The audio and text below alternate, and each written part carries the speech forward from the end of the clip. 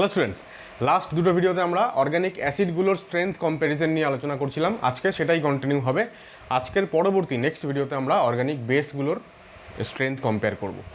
এবার আজকের ভিডিওতে শুরুতেই আমি যেটা বলবো সেটা হচ্ছে যে গত ভিডিওতে একটা কোয়েশ্চেন আমি তোমাদেরকে ভুল করিয়েছিলাম, যেটা ছিল প্যারা পজিশনে, বেনজোইক অ্যাসিডের প্যারা পজিশনে বিভিন্ন হ্যালোজেনগুলো। এক্সপ্লেনেশনটা এরকম বলেছিলাম যে থিওরিটিক্যালি অ্যাকচুয়ালি এক্সপ্লেনেশনটা ওটাই যে এই প্রত্যেকটা হ্যালোজেনের আমরা জানি যে মাইনাস আই এফেক্ট হচ্ছে stronger than plus M effect. যেহেতু মাইনাস আই হচ্ছে ডমিনেটিং ফ্যাক্টর, তাই ফ্লোরিনের মাইনাস আই সবথেকে বেশি, যেহেতু বেশি ইলেকট্রোনেগেটিভ। তারপরে ক্লোরিন, ব্রোমিন, আয়োডিন। তাহলে যত আমরা প্যারা ফ্লুরো থেকে প্যারা আয়োডোর দিকে যাব তত মাইনাস আই ইফেক্ট কমবে এবং অ্যাসিডিক স্ট্রেংথও কমবে। এবং আমি মানে কে এ ভ্যালুর যে অর্ডারটা হয় সেটা বলেছিলাম 1, 2, 3 অ্যান্ড 4 হচ্ছে সবথেকে কম।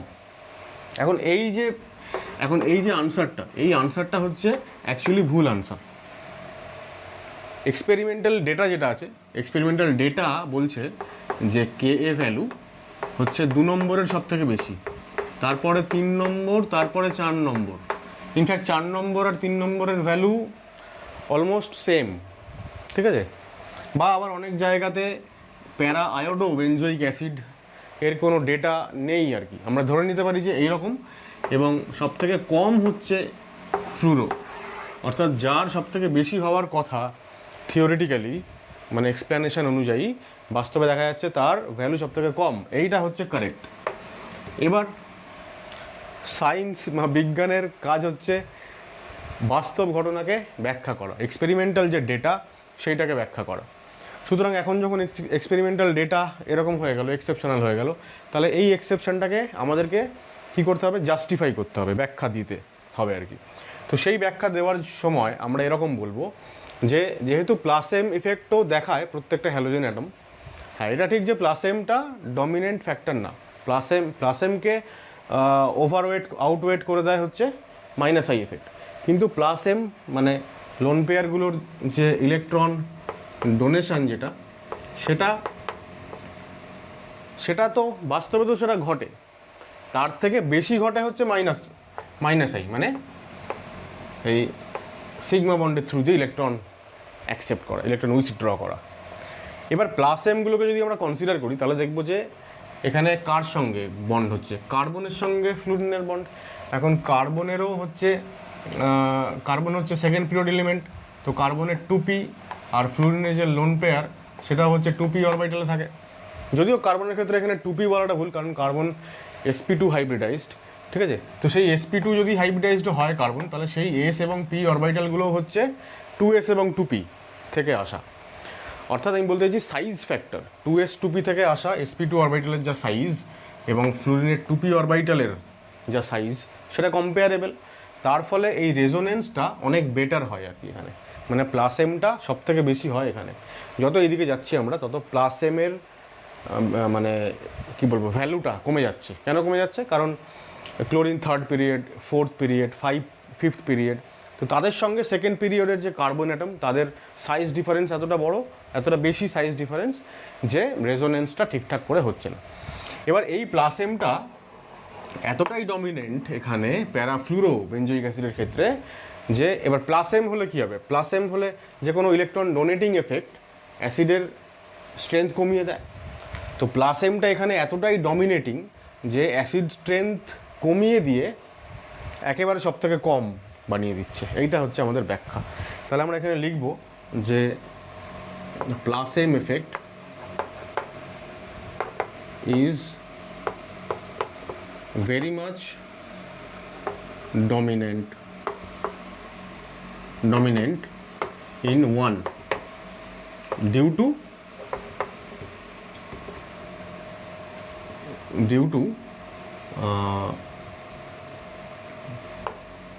similar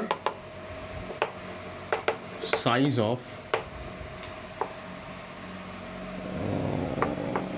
overlapping orbitals, due to similar size of overlapping orbitals of carbon and fluorine atoms. Carbon এবং ফ্লুরিন অ্যাটমের যে ওভারল্যাপিং করছে যে অরবিটালগুলো রেজোনেন্সের মাধ্যমে, রেজোনেন্সের সময় আর কি, তাদের সাইজটা মানে প্রায় কম্পেয়ারেবল, সেই জন্য অনেক বেশি ডমিনেন্ট হয়ে যাচ্ছে প্লাস এম এফেক্ট। তার ফলে which reduces acidic strength of one and makes it least acidic, সব থেকে কম অ্যাসিডিক বানিয়ে দিচ্ছে। এইটা হচ্ছে আমাদের এক্সপ্লেনেশন। এবার এইটা বলতে গিয়ে আমাকে আরও যে দুটো কথা বলতে হবে, সেটা হচ্ছে যখনই ক্লোরো এবং ফ্লুরো বেনজোইক অ্যাসিডগুলোর কম্প্যারিজন হবে, ক্লোরো এবং ফ্লুরো, তখন ক্লোরিন এবং ফ্লোরিন যদি একই পজিশনে থাকে, দুজনেই অর্থ পজিশনে, দুজনেই মেটা পজিশন, সরি এটা ভুল হয়েছে, দুজনেই মেটা পজিশনে বা দুজনেই প্যারা পজিশনে, যখনই কম্প্যারিজন হবে প্রত্যেক সময় ক্লোরোবেনজোইক অ্যাসিডটা বেশি স্ট্রঙ্গার হবে দেন ফ্লুরোবেনজোইক অ্যাসিড। আচ্ছা, এবার আজকের আলোচনাটা শুরু করবো আমরা ফেনলস দিয়ে। ফেনলের বিভিন্ন যে অর্থ, মেটা এবং প্যারা পজিশনে বিভিন্ন গ্রুপস থাকলে তাদের অ্যাসিড স্ট্রেংথ কীরকমভাবে চেঞ্জ হবে সেটা। এবার প্রথম কথা হচ্ছে ফেনলগুলো অর্থ এফেক্ট দেখায় না, সেটাকে লিখে রাখি এখানে। ফেনলস ডু নট শো অর্থ এফেক্ট। বেনজোইক অ্যাসিডগুলোতে যেরকম অর্থ পজিশনে কোনো গ্রুপ থাকলে তার অ্যাসিডিক স্ট্রেংথ অনেক বেড়ে যায় ডিউ টু অর্থ এফেক্ট, মানে ডিউ টু এসআইআর বা ইলেকট্রনিক এফেক্টস। ফেনলগুলোতে সেরকম কিছু হয় না। ফেনলগুলোতে অর্থ, মেটা, প্যারা যেখানেই কোনো গ্রুপ থাকুক না কেন, আমরা শুধুমাত্রই ইন্ডাকটিভ, হাইপার কনজুগেশন, রেজোনেন্স, এই মেসোমেরিক এফেক্ট এইগুলো নিয়ে আর কি তাদের কম্পেয়ার করার চেষ্টা করব। তাহলে শুরুতেই আমরা যেটা কম্পেয়ার করবো আর কি, সেটা হচ্ছে ফেনলের, এটা হচ্ছে ফেনল, ধরো ফেনলের অর্থ পজিশনে সাপোজ ক্লোরিন আছে, ফেনলের মেটা পজিশনে ক্লোরিন আছে, ফেনলের প্যারা পজিশনে ক্লোরিন আছে, এবং ফেনল ইটসেলফ, ফেনলকে PHOH লেখা যায় বা শুধু বেনজিন রিংয়ের উপরে OH এরকমও লেখা যায়। তাহলে ABCD বা 1 2 3 4 যাই বলো না কেন। তাহলে আবারও প্রত্যেকটা ক্ষেত্রে আমরা বলবো যেহেতু হ্যালোজেন, তাহলে এদের -I হচ্ছে স্ট্রঙ্গার দেন +M প্রত্যেকের ক্ষেত্রে। এবার -I হচ্ছে ডিস্টেন্স ডিপেন্ডেন্ট আমরা জানি, তাহলে যত কাছাকাছি থাকবে -I গ্রুপ তত অ্যাসিডিক স্ট্রেংথ বাড়বে। ইলেকট্রন উইথড্রয়িং এফেক্ট আমরা জানি অ্যাসিডিক স্ট্রেংথ বাড়িয়ে দেয়। তাহলে সব থেকে বেশি আম্লিক কে হবে? তাহলে আমরা বলবো যে KA ভ্যালু হচ্ছে A, B, C and D। Simple, ঠিক আছে। একই জিনিস আমরা করতে পারি, এই একই মানে এই ক্লোরিনের বদলে যদি আমরা ফ্লুরোফেনলস যদি আমরা কম্পেয়ার করি, আর যদি আমরা ব্রোমোফেনলস যদি কম্পেয়ার করি, তাহলে একই রকম অর্থোফ্লুরো, তারপরে মেটাফ্লুরো, ঠিক আছে।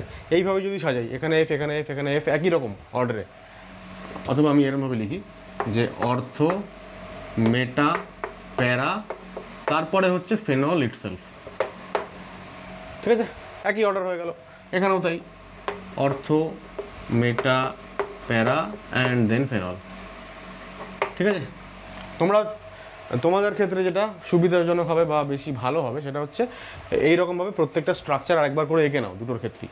ক্লোরিনের জায়গায় 2 নম্বরটায় F বা 3 নম্বরটায় BR বসিয়ে, তাহলে তোমাদের খাতাটা দেখতে সুন্দর লাগবে। আমি টাইম বাঁচানোর জন্য খালি এরকমভাবে লিখে দিলাম।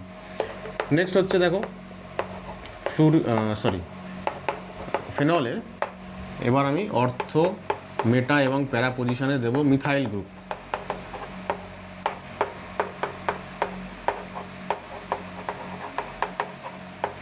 মিথাইল গ্রুপ, মিথাইল কি এফেক্ট দেখায়? মিথাইল আমরা জানি +I আর +H দেখায়, তো +I +H, মেটা পজিশনে খালি +I, এখানেও +I +H। তাহলে electron donating effect acid strength কমিয়ে দেয়। তাহলে যেখানে +Hটাও এফেক্টিভ, +H অনেক বেশি ডমিনেন্ট দেন +I, তাহলে +H যেখানে যেখানে আছে সেখানে অ্যাসিড স্ট্রেংথ কম হবে অনেক। তাহলে শুধু ফিনল যেখানে কোনো ইলেকট্রন ডোনেটিং গ্রুপই নেই সেখানে আমরা বলবো অ্যাসিড স্ট্রেংথ সব থেকে বেশি, তাহলে ডি হবে সব থেকে বেশি অ্যাসিডিক, মানে ফেনল নিজে সব থেকে বেশি অ্যাসিডিক। তারপরে মেটাতে মিথাইল যদি থাকে, অর্থাৎ আমাদের এখানে বি এটা, ঠিক আছে। যদি ফেনল কম্পাউন্ডে যদি অর্থ মেটা বা প্যারা পজিশনে মিথাইল গ্রুপ থাকে তাদের সাধারণ নাম হয় ক্রেসল, আমরা এরকম একটা নাম বলি ক্রেসল, CRESOL, অর্থ ক্রেসল, মেটা ক্রেসল, প্যারা ক্রেসল। তাহলে প্রথমে ফেনল, তারপরে মেটা ক্রেসল এলো। এবার এই দুটোতেই যেহেতু প্লাস এইচ এফেক্ট আছে, প্লাস এইচ এফেক্ট সেম হয়, ডিস্টেন্স ডিপেন্ডেন্ট হয় না, তাহলে ওইটা দিয়ে কম্পেয়ার করবো না যেহেতু দুটোর এফেক্ট সেম। তাহলে প্লাস আই, এবার প্লাস আই যেহেতু অর্থ পজিশন মানে কাছে আছে, ডিস্টেন্স কম, সুতরাং ইফেক্ট বেশি, আর যত বেশি প্লাস আই তত অ্যাসিডিক স্ট্রেংথ কম।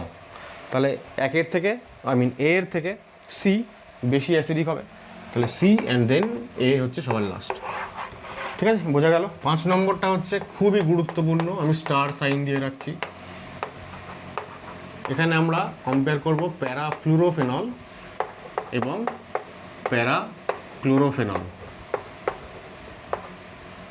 ঠিক আছে। দেখো কার্বক্সিলিক অ্যাসিডে ক্লোরোকার্বক্সিলিক অ্যাসিড, যে আমরা আজকে শুরুতে যেটা কারেকশান করলাম আর কি, সেখানে যা রিজন ছিল এখানে কিন্তু রিজন পুরো আলাদা। এখানেও কিন্তু ক্লোরোটা বেশি অ্যাসিডিক আর কি, ঠিক আছে, কিন্তু তার রিজনটা আলাদা। রিজন দেখো, রিজন বলতে গিয়ে আমাকে প্রথমে যেটা বলতে হবে সেটা হচ্ছে আমরা কী করছি, প্যারাক্লোরোফেনলের কনজুগেট বেস বানালাম, এখান থেকে এইচ চলে গেল, ও মাইনাস হয়ে গেল। কনজুগেট বেসটাকে আমরা যদি খুব ভালো করে লক্ষ্য করি তাহলে দেখব রেজোনেন্স স্টেবিলাইজড হবে ও, এবং এই রেজোনেন্স স্টেবিলাইজড হওয়ার এই ছবিগুলো আঁকার একটা কারণ আছে, সেটা এক্ষুনি তোমরা বুঝতে পারবে। দেখো এবার এই যে ছবিটা হচ্ছে, এই যে নেক্সট আমি যেটা এখানে আঁকছি, এই যে পার্টিকুলার আরএসটা, এই আরএসটাতে দেখো এখানটায় নেগেটিভ চার্জ আসছে না, আর এখানে ক্লোরিন আছে। আমরা পড়েছিলাম রেজোনেন্স পড়ার সময় ডি অরবিটাল রেজোনেন্স, যদি কোনো অ্যাটমের ভ্যাকেন্ট ডি অরবিটাল থাকে এবং তার পাশে যদি কোনো একটা অ্যাটমের লোন পেয়ার অফ ইলেকট্রন থাকে, নেগেটিভ চার্জ বা নর্মাল নিউট্রাল, তো সেক্ষেত্রে কী হবে, এই যে ভ্যাকেন্ট ডি অরবিটাল ক্লোরিনের, এই ডি অরবিটালে ইলেকট্রন পেয়ারও ডোনেট করে দেবে, ঠিক আছে। আমরা এটাকে কী বলছিলাম, ডি অরবিটাল রেজোনেন্স। তার মানে হচ্ছে প্যারাক্লোরোফেনলের যে কনজুগেট বেস সেটা রেজোনেন্স স্টেবিলাইজ, ডি অরবিটাল রেজোনেন্সের দ্বারা বেশি বেশি করে আরও স্টেবিলিটি পাচ্ছে। কিন্তু যদি এখানে এফ থাকে প্যারাফ্লুরো, তাহলে ফ্লুরিনের তো ডি অরবিটাল নাই, কারণ ফ্লোরিন হচ্ছে সেকেন্ড পিরিয়ড এলিমেন্ট, 2D হয় না।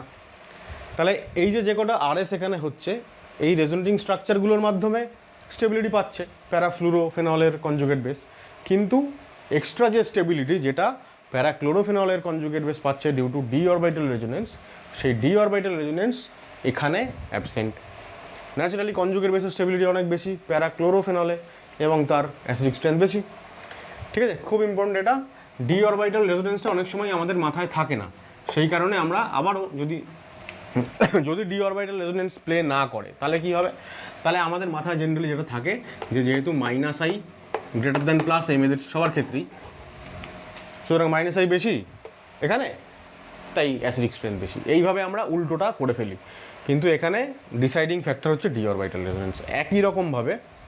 একই রকমভাবে আমরা বলবো যে যদি অর্থ পজিশনে থাকে তাহলেও কিন্তু সেম রিজন এবং সেম হচ্ছে ইফেক্ট, ঠিক আছে। অর্থক্লোরোফেনল বেশি অ্যাসিডিক দেন অর্থফ্লুরোফেনল, একই প্যারা এবং অর্থ দুটো পজিশনেই হচ্ছে ডি অরবিটাল রেজোনেন্স কাজ করবে।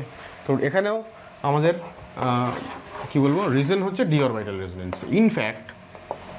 ইনফ্যাক্ট আরও যেটা বেশি ইন্টারেস্টিং সেটা হচ্ছে এই জায়গাটা, যে দেখো এইখানটা আবার একটু কনফিউশনও হয় আর কি।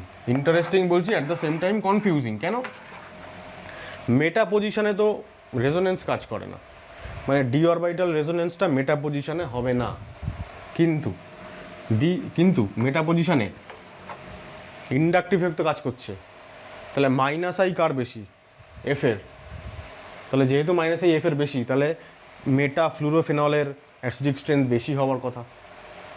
ইনফ্যাক্ট এখানেও আমরা এক্সপেরিমেন্টালি দেখি যে এক্সপেরিমেন্টাল অবজারভেশন হচ্ছে এটা, বা এক্সপেরিমেন্টাল ডেটা হচ্ছে এই যে মেটাক্লোরোফেনলেরও অ্যাসিডিক স্ট্রেংথ মেটাফ্লুরোর থেকে বেশি। এখন তাহলে আমাদেরকে আবার এইটাকে জাস্টিফাই করতে হবে। আমাদের কাজ হচ্ছে, সায়েন্সের কাজ হচ্ছে অবজার্ভ যে ফ্যাক্ট যেগুলো আমরা নিজের চোখে দেখতে পাচ্ছি সেইগুলোকে তো আমরা অস্বীকার করতে পারি না, সেইটাকে বরং আমাদেরকে জাস্টিফাই করতে হয়, ওইটাকে ব্যাখ্যা করতে হয়। হোক সেটা মানে সাধারণ নিয়মের বাইরে। পৃথিবীতে অনেক জিনিসই ঘটে, আমাদের দৈনন্দিন জীবনে এরকম অনেক জিনিস ঘটে যেগুলো সাধারণ নিয়মের বাইরে, যেগুলো আমাদের মনে হয় যেন এটা হয়তো উল্টো হয়ে গেল, এটা হওয়া উচিত ছিল না। কিন্তু যখন যেটা ঘটছে সেটা তো বাস্তব, তাহলে সেই বাস্তবটা কেন ঘটলো সেই কারণটা আমাদের খুঁজতে হয়। তাহলে আবারও থিওরি বলছে যে এখানে যেহেতু ডি অরবিটাল রেজোনেন্স মেটা পজিশনে কাজ করে না, শুধুমাত্রই ইন্ডাকটিভ ইফেক্ট, সুতরাং এটার বেশি অ্যাসিডিক হওয়ার কথা ছিল। কিন্তু বাস্তবে যখন এটা হচ্ছে তখন আমরা এটাকে জাস্টিফাই করতে গিয়ে বলছি যে ডি অরবিটাল রেজোনেন্স কাজ করে না বটে, স্টিল ক্লোরিনের ডি অরবিটালের সঙ্গে এখানকার কার্বনের যে কার্বন কার্বন যে পাই বন্ড, সেই পাই বন্ডের একটা ইন্টারাকশান ঘটে। সেই ইন্টারাকশানের কারণে প্যারাক্লোরোফেনল বিকামস মোর অ্যাসিডিক দ্যান প্যারাফ্লুরোফেনল। তাহলে কার্বক্সিলিক অ্যাসিডগুলোর মতোই ফেনলগুলোতেও যদি আমরা ক্লোরো আর ফ্লোরোফেনলকে কম্পেয়ার করি, তাহলে ক্লোরো আর ফ্লোরো তারা থাকুক অর্থতে, তারা থাকুক মেটাতে, বা তারা থাকুক প্যারাতে, সব ক্ষেত্রেই ক্লোরো ডেরিভেটিভ বা ক্লোরো যে আইসোমার তো বলা যাবে না, ক্লোরো যে কী বলবো কম্পাউন্ড, সেটা বেশি অ্যাসিডিক হবে দেন ফ্লোরো কম্পাউন্ড। কার্বক্সিলিক অ্যাসিডও তাই হয়েছিল, অর্থোক্লোরো, মেটাক্লোরো, প্যারাক্লোরো তারা বেশি অ্যাসিডিক ছিল করসপন্ডিং ফ্লুরোগুলোর থেকে, এখানেও তাই। আচ্ছা, 6 নম্বরটা আমি স্টার সাইন দিচ্ছি, খুবই ইম্পর্টেন্ট তার কারণ এটা এক্সেপশনাল, এখানেও এক্সেপশন ঘটে। আচ্ছা, প্রথমে তো নর্মালি আমি বলছি যে এখানে -m এবং -i কাজ করছে, মেটাতে শুধুমাত্রই -i, মেসোমেরিক এফেক্ট কাজ করবে না, প্যারাতেও -m অ্যান্ড -i। এবার দেখো, তাহলে সবই হচ্ছে ইলেকট্রন উইথড্রয়িং এফেক্ট, তো যেখানে -i -m একসঙ্গে আছে সেখানে সবথেকে বেশি হবে অ্যাসিডিক স্ট্রেংথ। তাহলে সেক্ষেত্রে 1 এবং 3 হচ্ছে মোস্ট অ্যাসিডিক। এবার -m আমরা কি বললাম যে ডিস্টেন্স ডিপেন্ডেন্ট নয়, তাহলে অর্থতেও যতটা -m প্যারাতেও ততটাই -m এন নাইট্রো গ্রুপের। কিন্তু ইন্ডাকটিভ হচ্ছে এখানে বেশি, যেহেতু ডিস্টেন্স কম, তাহলে ইন্ডাকটিভ যেখানে বেশি সেখানে অ্যাসিডিক স্ট্রেংথ বেশি হওয়ার কথা। এইবার এখানে এক্সেপশনটা ঘটে। কেন এক্সেপশন? তার কারণ হচ্ছে, এখানটাই লিখি, তার কারণ হচ্ছে দেখো, তাহলে যেহেতু অর্থতে -i বেশি, তাহলে অর্থ মানে আমাদের নাম্বার এ বেশি অ্যাসিডিক হওয়ার কথা দেন নাম্বার 3, কিন্তু এর অ্যাসিডিক নেচার 3 থেকে একটু কমে যায়। কেন কমে যায়? কারণ এই যে OH গ্রুপ এবং এই যে নাইট্রো গ্রুপ, তাদের মধ্যে একটা ইন্ট্রামলিকুলার হাইড্রোজেন বন্ড তৈরি হয়, ঠিক আছে?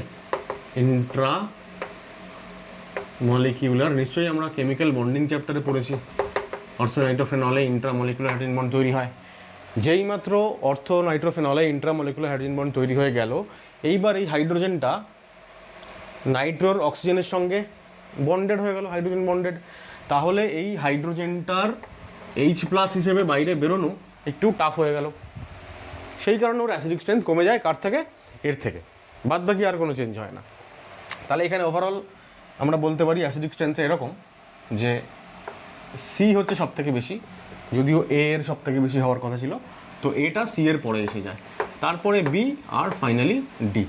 ঠিক আছে, বোঝানো গেল আশা করা যায়। সুতরাং যেহেতু ইন্ট্রামলিকুলার হাইড্রোজেন বন্ডের একটা ব্যাপার আছে, সেই কারণে এটা ইম্পর্টেন্ট। ঠিক আছে, অর্ডারটা যা হওয়ার কথা তার থেকে একটু এদিক ওদিক হয়ে যায়। এবার 6এরটা বলার সঙ্গে সঙ্গে আমাকে 9এরটা বলতে হবে, তাহলে ব্যাপারটা তোমাদের ক্লিয়ার হবে। এই যে এখানে সায়ানাইড গ্রুপ আছে, CN গ্রুপটারও আমরা জানি -i আর -m থাকে। কেন -m? তার কারণ এই যে, আচ্ছা এটা এরকমভাবে লিখি, C ট্রিপল বন্ড N, তো এরকম হয়। এবার এই যে অক্সিজেন আর এই যে হাইড্রোজেন, এই নাইট্রোজেনের থেকে হাইড্রোজেন এতটাই দূরে আছে যে এদের মধ্যে আর কোনো এরকম ইন্ট্রামলিকুলার হাইড্রোজেন বন্ড তৈরি হয় না, মানে ওই ধরনের কোনো এক্সট্রা অ্যাডিশনাল কোনো ফিচার নেই এখানে। এবার -m কেন বোঝাই যাচ্ছে, X ডাবল বন্ড Y বা X ট্রিপল বন্ড Y থাকলে -m হয়। -i কেন? মাইনাস আই, তার কারণ এই কার্বনটা বেশি electronegative sp then this one, রিংয়ের কার্বনটা sp2, তাই জন্য minus I minus M. Meta পজিশনে কেবলমাত্র মাইনাস আই, আবার প্যারাতেও মাইনাস এম মাইনাস আই।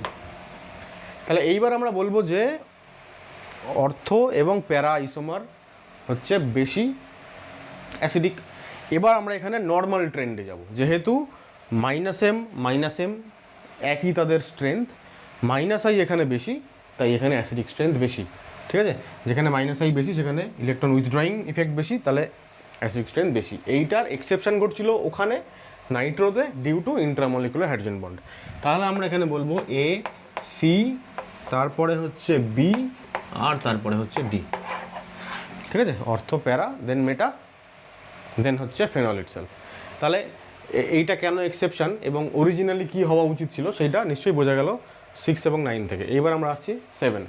তাহলে এখানে ইলেকট্রন উইথড্রয়িং এফেক্ট দেখো মাইনাস এম, এখানে প্লাস এইচ, ডমিনেটিং ফ্যাক্টরটা লিখছি, এখানে মাইনাস আই, এখানে প্লাস এম, ঠিক আছে, প্লাস এমের সঙ্গে মাইনাস আইও আছে, কিন্তু প্লাস এমটা ডমিনেটিং।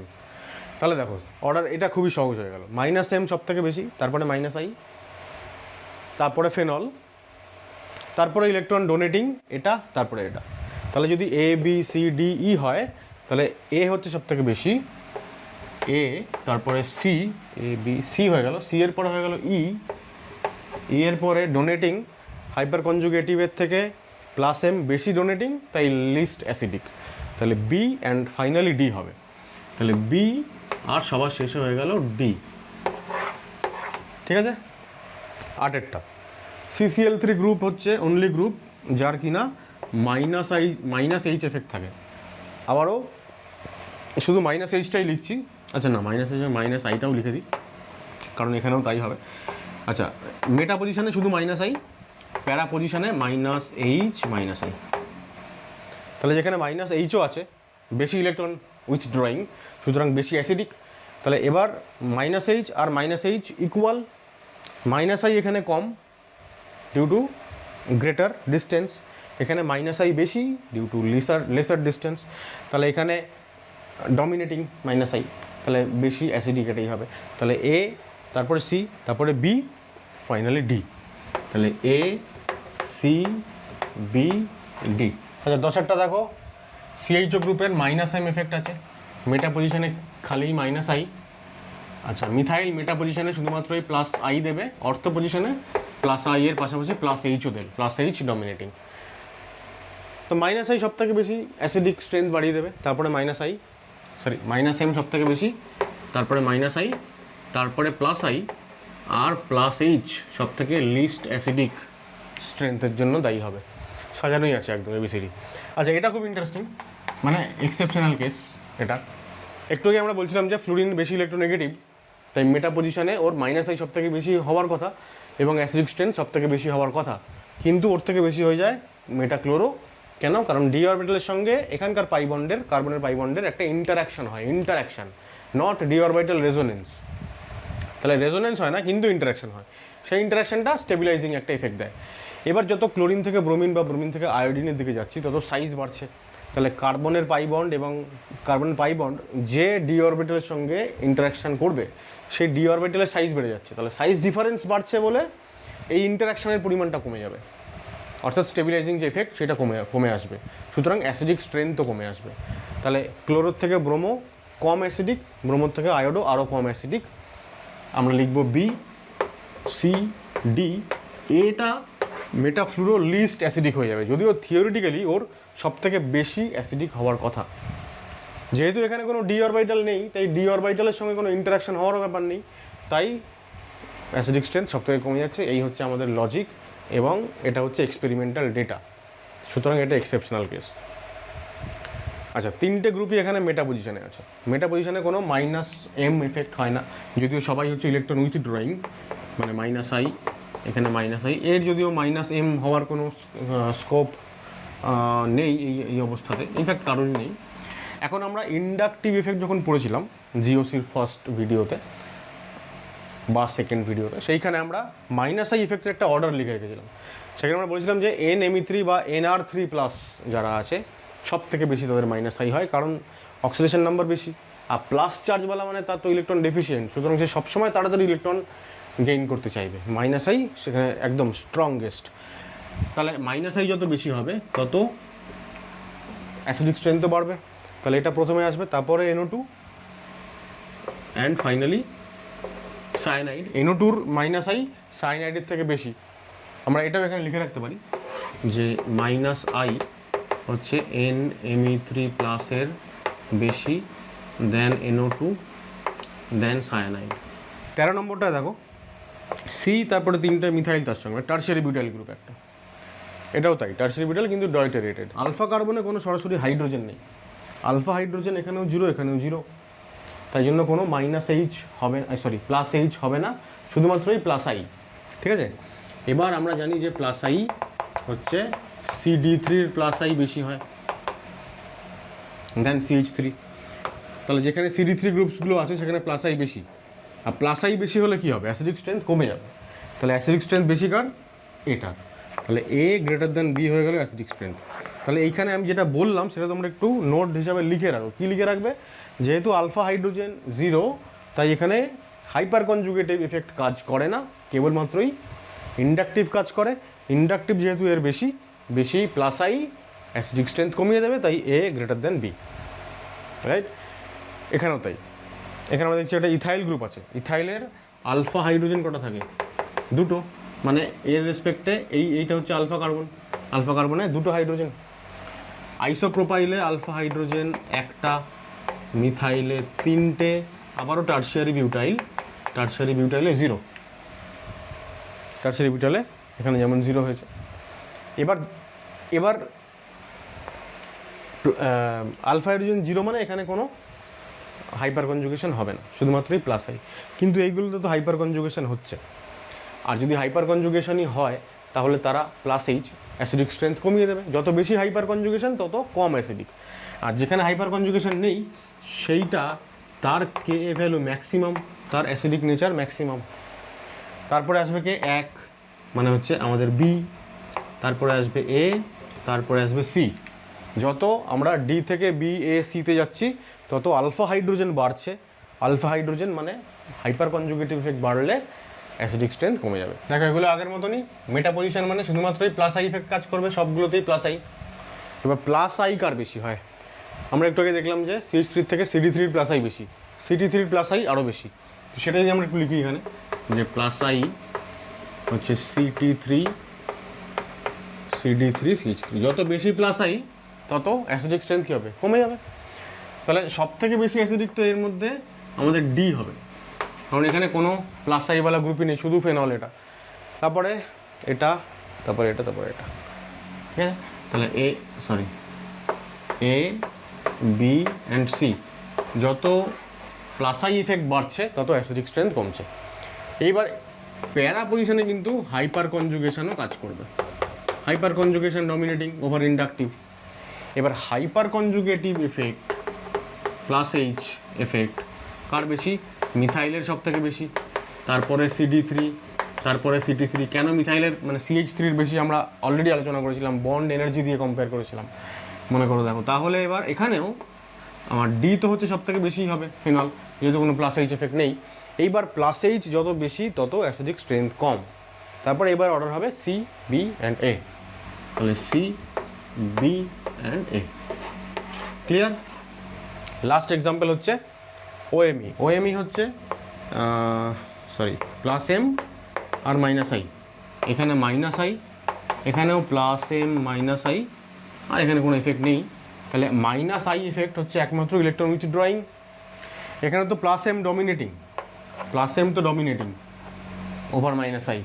তাহলে যেখানে শুধু মাইনাস আই সেখানে অ্যাসিডিক স্ট্রেংথ সব থেকে বেশি, তাহলে বি এর পর হয়ে গেল ডি ফেনল। তারপরে এখানে যেখানে ইলেকট্রন ডমিনেটিং তারা আসবে। এবার তাদের মধ্যে এবার মাইনাস আই এখানে বেশি, যেহেতু কাছাকাছি আছে তাই ওর অ্যাসিডিক স্ট্রেংথ বেশি হবে। তাহলে আমরা লিখব A, তারপর লিখব C। এবার এইখানে একটা যেটা এক্সপেরিমেন্টাল ফ্যাক্ট, যেটা হচ্ছে এই যে ডি অ্যান্ড এ, ঠিক আছে, ডি আর এ এদের অ্যাসিডিক স্ট্রেংথ প্রায় সমান হয়, অলমোস্ট ইকুয়াল হয়। মানে অর্থ পজিশনে OMe গ্রুপের মাইনাস আই সেইটা এই মাইনাস আই আর এর প্লাস এম এরা পরস্পরকে প্রায় নিউট্রালাইজ করে দেয়। তাই জন্য ফেনলের যে অ্যাসিডিক স্ট্রেংথ হয় অর্থ মিথক্সি ফেনলের একই রকম হয় আর কি। একটু আগে আমরা জানলাম যে মেটা অর্থ এবং প্যারা পজিশনে যদি NO2 গ্রুপ থাকে তাহলে মেটাটা সবথেকে কম অ্যাসিডিক হয়, কারণ প্যারা বা অর্থ পজিশনে -m এফেক্টও কাজ করে। কিন্তু এই অর্থতে যেহেতু ইন্ট্রা মলিকুলার হাইড্রোজেন বন্ডিং কাজ করে, তাই এর অ্যাসিডিক স্ট্রেংথ কমে যায়, বেশি হওয়ার কথা কিন্তু কমে যায় দেন প্যারা আইসোমার। তাহলে এই হচ্ছে অর্ডার, এইটুকু আমরা পড়েছিলাম। এইবার যদি অর্থ প্যারাতে একই সঙ্গে NO2 গ্রুপ থাকে তাহলে আরও বেশি স্ট্রঙ্গার ইলেকট্রন উইথড্রয়িং এফেক্ট, সুতরাং অ্যাসিডিক স্ট্রেংথ আরও বেশি হয়। আর যদি তিনটে পজিশনেই থাকে NO2 গ্রুপ তাহলে তো অনেক বেশি বেড়ে যায় অ্যাসিডিক স্ট্রেংথ। ইনফ্যাক্ট কার্বক্সিলিক অ্যাসিডগুলোর থেকেও বেশি স্ট্রঙ্গার হয়ে যায় এই পার্টিকুলার অ্যাসিডটা। এটার সাধারণ নাম হচ্ছে পিক্রিক অ্যাসিড, আর IUPAC নেম হচ্ছে 2,4,6 ট্রাইনাইট্রোফেনল। তো এইখানে আমরা ফেনল শেষ করলাম। এইবার ওভারঅল যে টাইপের অ্যাসিডগুলো নিয়ে আমরা আলোচনা করলাম তাদের ওভারঅল যে স্ট্রেংথ তার একটা অর্ডার, এইটা খুব দরকার পড়বে আমাদের একটু পরেই। এটা আমরা অলরেডি এগুলো জানি যে সালফোনিক অ্যাসিড সবথেকে বেশি অ্যাসিডিক, তারপরে কার্বক্সিলিক অ্যাসিড, তারপরে কার্বনিক অ্যাসিড, তারপরে ফেনলস। এবার কার্বনিক অ্যাসিডের থেকে একটু বেশি স্ট্রঙ্গার হয়ে যায় প্যারা আইসোমারটা, ঠিক আছে। তারপর কার্বনিক অ্যাসিডের মধ্যে পরে অর্থ, এবং তারপরে মেটাটা এলো, তারপরে ফেনল এলো। ফেনলের আরও যা মানে নাইট্রোর বদলে যদি অন্য কোনো গ্রুপ থাকে সেইগুলো নিয়ে আমরা আলোচনা করলাম না, কারণ এই জায়গাটায় আমরা এটাকে বেস করে এর পরবর্তী পার্ট যেটা করছি সেখানে বাদবাকি ওগুলো খুব একটা লাগবে না। আচ্ছা, এরপর হচ্ছে জল, তারপর হচ্ছে অ্যালকোহল। এখানে একটা জিনিস মনে রাখতে হবে যে জলের আগে চলে আসে, মানে জলের থেকে বেশি অ্যাসিডিক হয়ে যায় অনলি অ্যালকোহল, সেটা হচ্ছে মিথানল, এটা মনে রাখতে হবে। তারপরে sp কার্বন, অ্যাসিটিলিন বা অন্যান্য অ্যালকাইনগুলো, তারপরে অ্যামোনিয়া, অ্যালকিন অ্যান্ড অ্যালকেন, এইটা আমাদেরকে মনে রাখতে হবে। আমরা অলরেডি এগুলো নিয়ে আগেও আলোচনা করেছি। আচ্ছা, নেক্সট পার্টে যাওয়ার আগে দুটো এক্সাম্পল, 19 নম্বর এবং 20 নম্বর, এই দুটো আমি প্রায় মিস করে যাচ্ছিলাম। সব থেকে বেশি ইম্পর্টেন্ট বললেও বলা যায় আর কি, খুবই ইম্পর্টেন্ট। দেখো এখন এই যে পার্টিকুলার ফেনল মানে OH গ্রুপের হাইড্রোজেন চলে যাবে এবং অ্যাসিডিক কী বলবো বিহেভিয়ার দেখাবে। এই ক্ষেত্রে আমরা দেখতে পাচ্ছি যে NO2 গ্রুপের -m বা -i ইফেক্ট আছে, NO2 গ্রুপের -i-m। এই সেকেন্ড কেসটাতে লক্ষ্য করো। আচ্ছা, প্রথম কথা হচ্ছে আমরা শুরুতেই বলেছিলাম যে ফেনলসগুলো SIR বা অর্থ ইফেক্ট দেখায় না, ফলে ফেনল গ্রুপের সাপেক্ষে যে অর্থ পজিশনের গ্রুপসগুলো আছে এদের কোনো অর্থ এফেক্ট নেই। কিন্তু NO2 গ্রুপ তো অর্থ এফেক্ট দেখাবে। NO2 গ্রুপের সাপেক্ষে অর্থ পজিশনে মিথাইল আছে, অর্থ পজিশনে মিথাইল আছে দুদিকেই, সুতরাং NO2 গ্রুপ কিন্তু এখানে SIR দেখাবে। অর্থাৎ NO2 গ্রুপের নাইট্রোজেনটা এখানে একটা অক্সিজেন এইদিকে ডাবল বন্ডেড ও দিয়ে, আর একটা অক্সিজেন এইদিকে সিঙ্গেল বন্ডেড ও এবং নেগেটিভ চার্জ। এবার যখনই SIR হবে এই গ্রুপটা এরকম 90 ডিগ্রি অ্যাঙ্গেলে ঘুরে যাবে, তার ফলে NO2 গ্রুপের সঙ্গে OH গ্রুপ থেকে তৈরি হওয়া যে O- তার রেজোনেন্স বন্ধ হয়ে যাবে। নর্মালি কি হয়, নর্মালি যখন O- তৈরি হলো, এইবার রেজোনেন্সটা এইভাবে হবে, দেখো এই নেগেটিভ চার্জটা এখানে এলো, তো তারপরে এইটা এখানে যাবে, তারপরে এইটা এখানে যাবে, এবং এইভাবে এক্সটেন্ডেড রেজোনেন্সটা হবে। কিন্তু এই গ্রুপটাই যদি এরমভাবে ঘুরে যায় 90 ডিগ্রি অ্যাঙ্গেলে, কারণ ডিউ টু SIR আমরা জানি কী হবে, এই বন্ডের রোটেশন হয়ে যাবে, এবং তখন NO2 গ্রুপের যেহেতু রেজোনেন্সটা বন্ধ হয়ে গেল, তার মানে এই -m এফেক্টটা আর কাজ করছে না, -m কাজ করছে না, শুধুমাত্র -i হচ্ছে এফেক্টিভ। আর এই ক্ষেত্রে আমরা দেখতে পাচ্ছি -m এফেক্ট কাজ করছে অবশ্যই, যদিও এখানে আরেকটা ডিস্টেবিলাইজিং ফ্যাক্টর আছে, সেটা হচ্ছে এই মিথাইল গ্রুপগুলোর +i এবং +h hyperconjugation. Still nitrogen যেহেতু একটা স্ট্রং -m গ্রুপ, সুতরাং এই -m এফেক্ট এতটাই স্ট্রং যে ওই +h বা +i এই -mকে ওভারকাম করতে পারে না। +i হচ্ছে -mটাই হচ্ছে ফাইনালি ডমিনেন্ট ফ্যাক্টর, কিন্তু এখানে -m নেই, শুধুই -i। তার ফলে -m যদি থাকে তাহলে সেটা অ্যাসিডকে বেশি পরিমাণে তার কনজুগেট বেসকে বেশি পরিমাণে স্টেবিলাইজ করবে এবং অ্যাসিডটা বেশি স্ট্রঙ্গার হবে। তাহলে আমরা বলবো যে অ্যাসিড স্ট্রেংথটা এরকম হবে, এর অ্যাসিড স্ট্রেংথ বেশি। এখানে ডিউ টু SIR রেজোনেন্স বন্ধ হয়ে গেল, মাইনাস এম এফেক্ট আর শো করতে পারবে না। তাহলে আমরা এখানটায় লিখতে পারি, এটা যদি A হয়, এটা যদি B হয়, তাহলে আমরা লিখবো যে in B minus M effect of NO2 group is not operating, minus M গ্রুপটা অপারেটিং হবে না ডিউ টু SIR। ঠিক আছে, তাহলে আমরা বলবো যে কে ভ্যালু অর্থাৎ acidity A greater than B। একই রকম এক্সাম্পল, শুধু NO2 এর বদলে আছে CN। এখন আমরা জানি CN কীরকম দেখতে হয়, C ট্রিপল বন্ডেড N, ফলে এখানে যখন C এবং ট্রিপল বন্ডেড N আছে, এই ট্রিপল বন্ডেড N মানে একটা লিনিয়ার গ্রুপ, ফলে এই লিনিয়ার গ্রুপটা কোনোভাবেই তার পাশে থাকা এই যে অর্থ পজিশনে যে মিথাইলগুলো, এইগুলো দ্বারা এফেক্টেড হবে না। ঠিক আছে, অর্থাৎ আমরা বলবো যে নো SIR, এখানে কোনো ধরনের SIR পসিবল নয়। যদি NO2-র মতন এরকম শেপ হতো বা বড় গ্রুপ হতো তাহলে SIR হতো। CN গ্রুপটাও OH গ্রুপের মতোই SIR শো করে না, সুতরাং এখানে OH গ্রুপে SIR হবে না, এখানেও CN গ্রুপে SIR হবে না। তাহলে আবার চলে আসলো নর্মাল কন্ডিশন। নর্মাল কন্ডিশনে আমরা জানবো যে CN গ্রুপের এখানে মাইনাস এম এবং মাইনাস আই কাজ করছে, তো এখানেও CN গ্রুপের মাইনাস আই মাইনাস এম কাজ করছে। তা এই দুটো ফ্যাক্ট পরস্পরকে অলমোস্ট কী বলবো, মানে এই দুটো ফ্যাক্টর অলমোস্ট হচ্ছে ইকুয়াল, কারণ মাইনাস এমও তাই আবার মাইনাস আইও তাই, একই ডিস্টেন্স যেহেতু।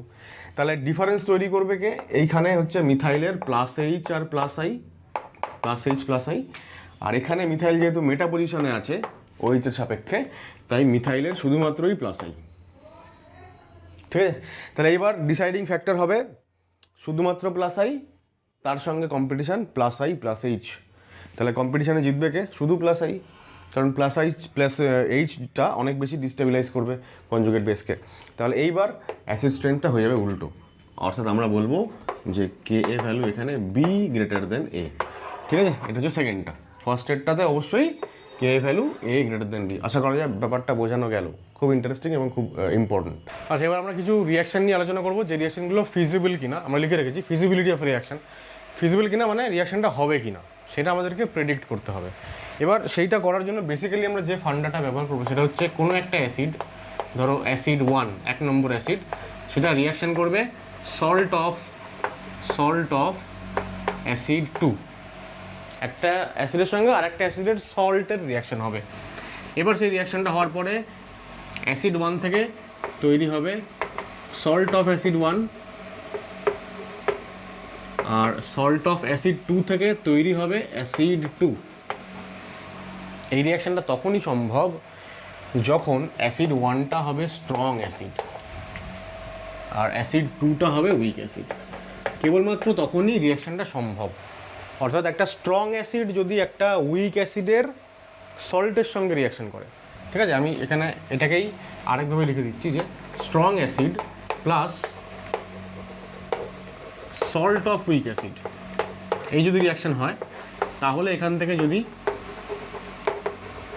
সল্ট অফ স্ট্রং অ্যাসিড তৈরি হয় আর হচ্ছে উইক অ্যাসিড যদি তৈরি হয়, তাহলে এই রিয়াকশানটা হবে।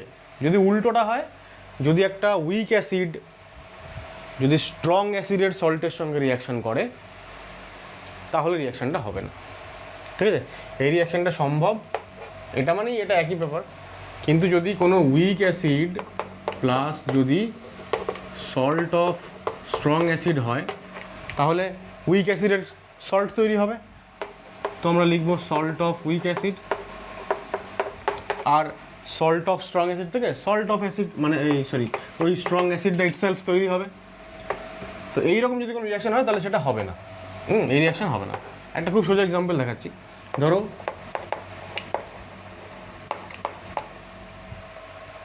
Acidic acid. এবার অ্যাসিডিক অ্যাসিডের সঙ্গে ধরো রিয়াকশান করছে HCOONA। HCOONA মানে এটা সল্ট তৈরি হয়েছে কার, HCOOH মানে ফর্মিক অ্যাসিডের সল্ট তৈরি হয়েছে। এবার তাহলে প্রোডাক্ট কী তৈরি হবে, এই অ্যাসিডটার সল্ট তৈরি হবে। তার মানে CH3COO Na তৈরি হয়ে গেল। আর এই সল্ট থেকে 2 নম্বর অ্যাসিডের সল্ট থেকে 2 নম্বর অ্যাসিডটা তৈরি হবে, তার মানে আমরা লিখব HCOOH। তাহলে দেখো এদিকে একটা অ্যাসিড আছে রিঅ্যাক্ট্যান্ট পার্টে, আর এদিকে প্রোডাক্ট পার্টে একটা অ্যাসিড আছে। এই অ্যাসিড দুটোকে আমরা আইডেন্টিফাই করব। খুব সোজা করে সহজ করে এইটুকু বুঝে নাও যে রিঅ্যাক্ট্যান্ট সাইডে অ্যাসিডটাকে আইডেন্টিফাই করব কোনটা, আর প্রোডাক্ট সাইডে, ঠিক আছে। এইবার দেখবো যে এই দুটো অ্যাসিডের মধ্যে কে স্ট্রঙ্গার। আমরা জানি যে ফর্মিক অ্যাসিড স্ট্রঙ্গার, আর অ্যাসিডিক অ্যাসিড হচ্ছে ফর্মিক অ্যাসিডের থেকে উইক। কেন? এখানে একটা প্লাস আই এফেক্টওয়ালা গ্রুপ আছে, তাই জন্য। তাহলে আমরা একটু আগে কী বললাম, স্ট্রং অ্যাসিড যদি হয় বাঁ দিকে রিঅ্যাক্ট্যান্ট পার্টে, আর উইক অ্যাসিড যদি প্রোডাক্ট পার্টে হয়, তাহলে রিঅ্যাকশনটা হবে। এখানে উল্টোটা আছে, উইক অ্যাসিড বাঁ দিকে, ঠিক আছে, স্ট্রং অ্যাসিড ডান দিকে, সেই রিঅ্যাকশন হবে না।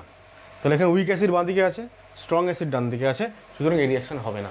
এখন আমাদের কাজ হচ্ছে এরকম কতগুলো রিঅ্যাকশন, 4টে রিঅ্যাকশন দিয়ে দেবে, বলবে which of the following reaction is feasible, কোন রিঅ্যাকশনটা এর মধ্যে হবে, বা 4টে রিঅ্যাকশন দিয়ে বললো এর মধ্যে কোন রিঅ্যাকশনটা হবে না। ক্লিয়ার কোয়েশ্চেনটা? তাহলে এইবার আমাকে শুধুমাত্র এই ফান্ডাটুকু ব্যবহার করে যে আমাকে আইডেন্টিফাই করতে হবে যে ডান দিকে উইক অ্যাসিড আছে কিনা, বাঁ দিকে স্ট্রং অ্যাসিড, ডান দিকে উইক অ্যাসিড, তাহলে রিঅ্যাকশন হবে, আদারওয়াইজ হবে না। তো দেখো প্রথমটা ফর্মিক অ্যাসিড, এটা অ্যাসিডিক অ্যাসিডের সোডিয়াম সল্ট। তাহলে ফর্মিক অ্যাসিড অবশ্যই স্ট্রং অ্যাসিড, এখান থেকে উইক অ্যাসিড তৈরি হচ্ছে, তাহলে রিঅ্যাকশনটা হবে। আবারও ফর্মিক অ্যাসিড আর এখানে বেনজোইক অ্যাসিডের সোডিয়াম সল্ট, PHCOON মানে বেনজোইক অ্যাসিডের সোডিয়াম সল্ট থেকে তৈরি হচ্ছে বেনজোইক অ্যাসিড।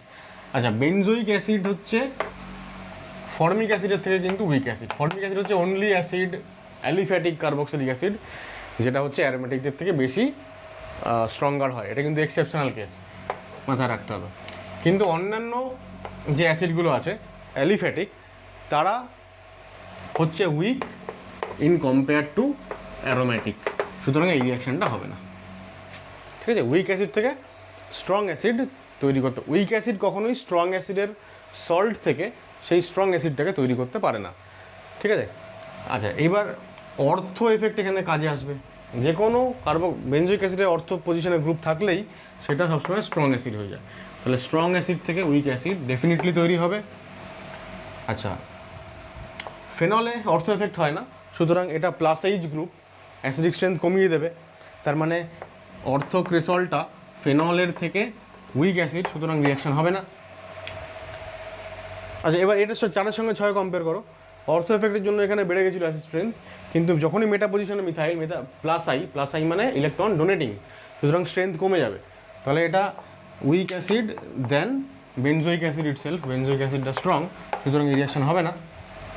এবার ক্লোরো অ্যাসিটিক অ্যাসিড, ঠিক আছে, এটা অ্যাসিটিক অ্যাসিডের সোডিয়াম সল্ট, এটা অ্যাসিটিক অ্যাসিডের একটা এইচ, CH3 একটা এইচ চলে গিয়ে Cl এসছে, তো Cl এর মাইনাস আই ইফেক্টের জন্য এটা স্ট্রঙ্গার অ্যাসিড হয়ে যাবে। তাহলে এটা স্ট্রং অ্যাসিড, এখান থেকে তৈরি হচ্ছে উইক অ্যাসিড, উইক অ্যাসিড হচ্ছে অ্যাসিডিক অ্যাসিড, সুতরাং এই রিঅ্যাকশনটা অবশ্যই হবে। এবার দেখো রিঅ্যাকশন হচ্ছে কার সঙ্গে, sodium salt of NaHCO3, sodium bicarbonate মানে কার্বনিক অ্যাসিডের সোডিয়াম সল্ট। তাহলে আমাদের অ্যাসিড 1 হচ্ছে এটা ফর্মিক অ্যাসিড, আর অ্যাসিড 2 হচ্ছে কার্বনিক অ্যাসিড। এইবার এইগুলো করার সময় আমি যে অর্ডারটা লিখলাম, জেনারেল যে ট্রেন্ডটা অ্যাসিডের, সেইটাকে খেয়াল করতে হবে। ফর্মিক অ্যাসিডের থেকে সবসময় কার্বক্সিলিক অ্যাসিডগুলো স্ট্রঙ্গার হয়, ফেনলটা কম মানে লেস অ্যাসিডিক দেন কার্বনিক অ্যাসিড।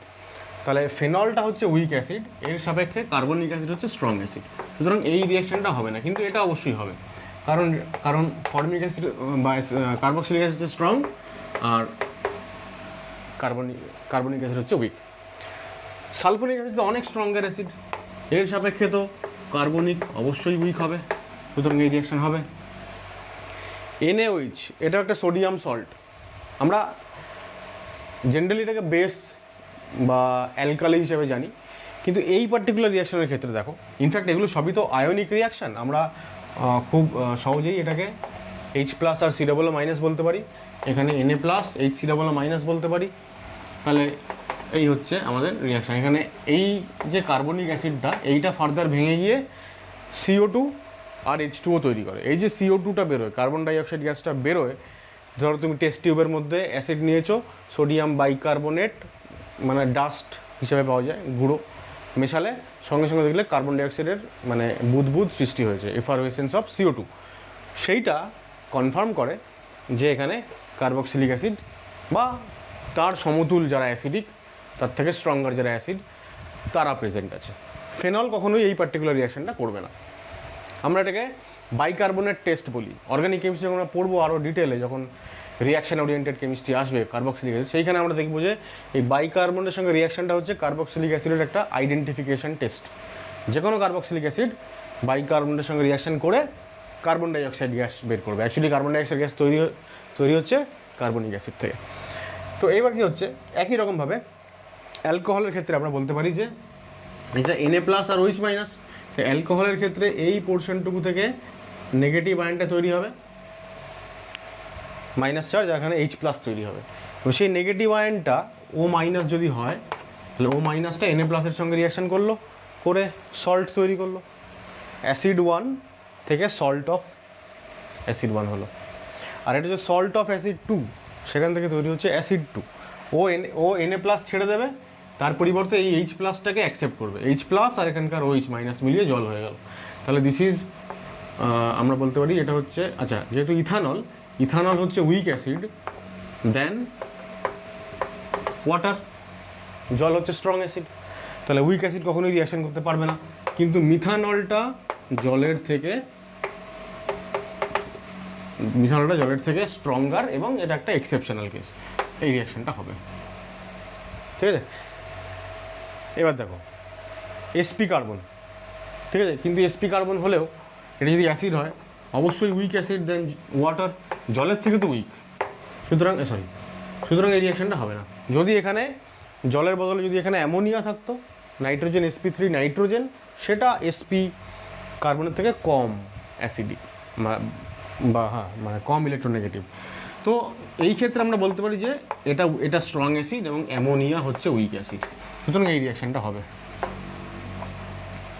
ঠিক আছে, এই ক্ষেত্রে কী হচ্ছে, এই যে Na+ আর এখানে NH2- আর সরি এটা না, ওপরেরটা অ্যাকচুয়ালি Na+ আর NH2-, তো NH2- সঙ্গে এখানে H+ আর এই যে এইটা রিয়াকশন করবে, এইটুকু পোর্শনের সঙ্গে Na+ জুড়ে গেল, সল্ট তৈরি হয়ে গেল।